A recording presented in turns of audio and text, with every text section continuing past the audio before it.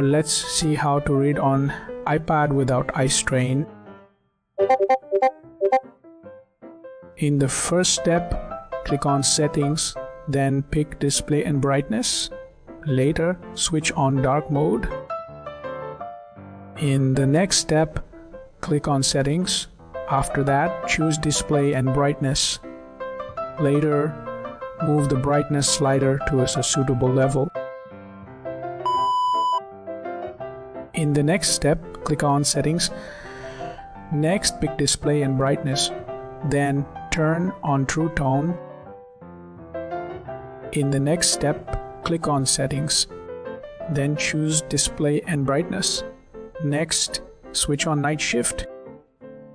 In the next step, click on Settings, then pick Accessibility. After that, choose Display and Text Size.